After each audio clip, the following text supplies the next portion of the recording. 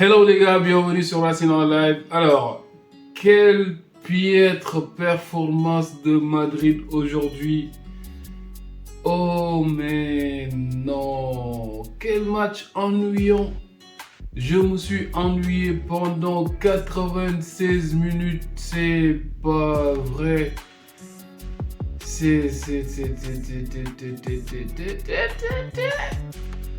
Non mais c'est grave. Limite j'étais en train de dormir frère, je me forçais de regarder le match à un moment. Voilà, après en toute fin de match c'est devenu un peu intéressant. Celta a failli marquer le but du chaos. Derrière ils se sont fait punir. Mais attendez, avant d'aller plus loin. Mais il n'y a pas faute sur, comment il s'appelle, Fer Lopez. Le tacle là qui récupère le ballon avant l'action qui mène sur le but de Valverde. Je sais même pas qui a fait le tacle parce que c'est passé très vite. Mais il n'y a pas faute. Mais les gars, aidez-moi. Si c'est moi qui délire, vous me le dites. Il n'y a pas faute sur Fer Lopez. Ah ben, vas-y donc. Encore Madrid, encore Real Madrid. C'est impossible de voir un match de Madrid, de regarder un match de Madrid sans une polémique arbitrale à la fin. C'est impossible de regarder un match de Madrid sans pour autant qu'il y ait une polémique de l'arbitrage.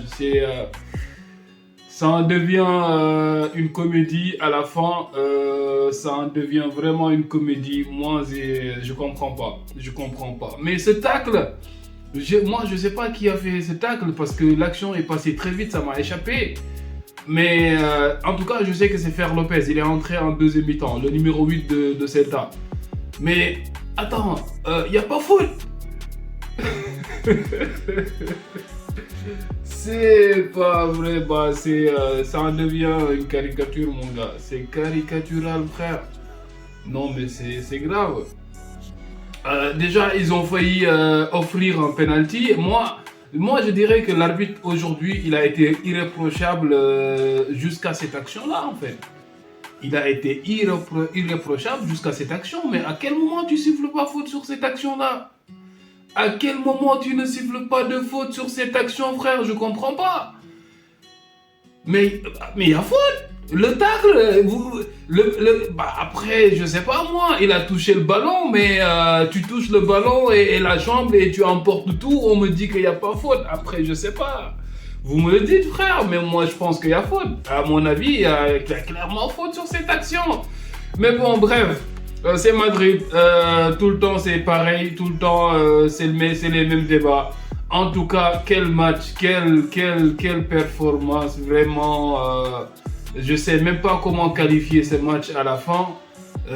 C'est vraiment pas digne du plus grand club du monde. Quand on nous dit que c'est le plus grand club du monde, il ose proposer un spectacle pareil. Et il ose s'autoproclamer et d'être le plus grand club du monde. I mean, come on, guys. Moi, je me suis endormi, frère. Je me suis endormi limite en regardant le match. J'étais là à bailler pendant 90 minutes. C'est pas vrai, frère. Oh my God, ils étaient en galère dès le début du match. Ils étaient en galère. Regarde-moi qu'est-ce qu'ils ont classé aujourd'hui. Quand tu viens avec ils sont venus avec juste un seul 11. Brahim Diaz en point d'attaque, mon gars. Pourquoi tu mets Brahim Diaz? Brahim Diaz, on l'a pas vu pendant 90 minutes. Non, avec Vinicius, ils étaient en 4-4-2. Il y avait Brahim Diaz de l'un côté, de l'autre côté, il y avait Vinicius. Vinicius, il a été muselé. Les gars, ils étaient en marquage en 2 à 3 sur lui.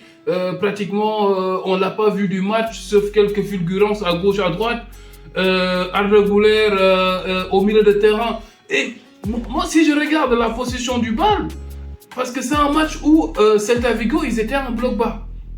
Ils étaient en bloc très très bas quand Madrid a le ballon. Madrid a de longues séquences où il tient la balle, il n'arrive pas à se montrer dangereux facilement. À toi, à moi, je sais pas quoi faire du ballon, je te donne la balle, tu me redonnes la balle, je te donne la balle. C'était ça à peu près pendant de longues séquences de possession. Mais dès que Celta Vigo récupère le ballon, Celta arrive à poser son jeu. Celta arrive à faire des passes, à enchaîner des passes, à attaquer, à se montrer dangereux. D'ailleurs, c'est comme ça qu'ils ont marqué. C'est comme ça qu'ils ont marqué le premier but. Alexander Arnold, mon gars. C'est pas vrai, vous avez pris les déchets de Liverpool. Liverpool actuellement, ils sont à l'agonie, les gars, ils ont acheté les déchets de Liverpool, frère. C'est pas vrai, mon gars. Le gars là, comment il s'appelle? Non mais Alexander Arnold, c'est du n'importe quoi. C'est du n'importe quoi. Swedberg qui se joue de Alexander Arnold comme du n'importe quoi. Qui passe en retrait. Voilà, Iglesias qui vient, qui met son plat du pied. Ouverture du score.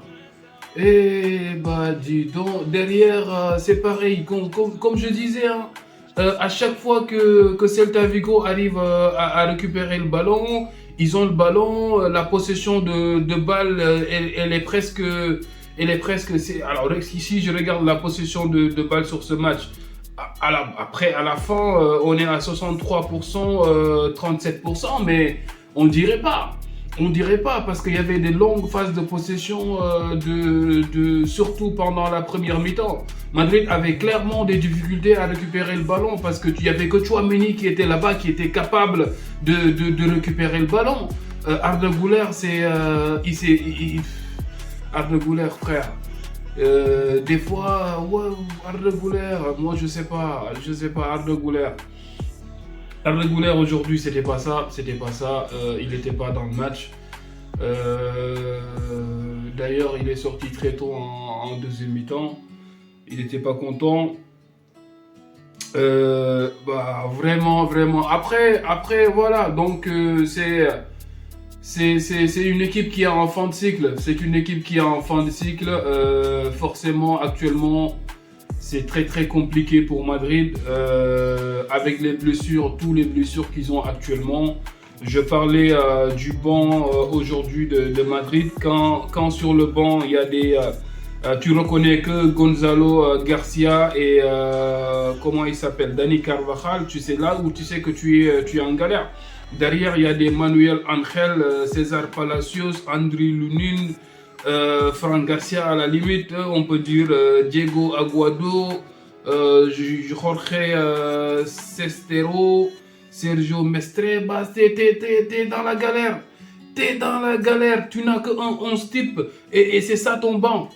Parce que tout le monde est à l'infirmerie. Frère. C'est compliqué, c'est très compliqué. Aujourd'hui, vous vous en sortez. Aujourd'hui, voilà. Vous avez eu de la baraka, vous avez eu de la chance. Vous vous en sortez sur une frappe de Fede Valverde en toute fin de match. Mais vous auriez dû perdre ce match. Iago Aspas, toi aussi, en fin de match. Iago Aspas, il avait la possibilité de tuer le match. Il le met sur le poteau. Iago Aspas. Tchouaméni, aujourd'hui, c'est le seul Madrilèn. En tout cas, en première mi-temps, Tchouaméni, c'était le meilleur Madrilèn sur le terrain. Il était très bon. Globalement, sur ce match, je dirais que Tchouaméni, c'était l'homme du match. Tout simplement. C'est compliqué, mon gars. C'est compliqué. Mercredi, vous jouez à Manchester City en Ligue des Champions. Ça sera vraiment... si c'est ça l'équipe que vous allez présenter devant City, je vous le dis.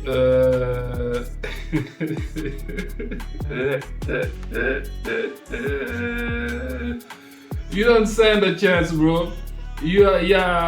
Don't stand a chance. Si c'est ça, frère, vous pouvez plier vos bagages et vous oublier dès maintenant.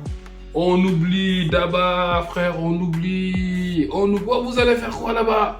Ça là, ce que vous avez proposé aujourd'hui là, vous allez faire quoi là-bas? Vous allez faire quoi? Encore Thibaut Courtois qui est dans le match à faire des miracles, à nous sortir des arrêts. Sinon, vous étiez mort dans le film dès le début, frère. Courtois qui nous sort des arrêts de dingue encore une fois, frère. Ah mais non. Mais non.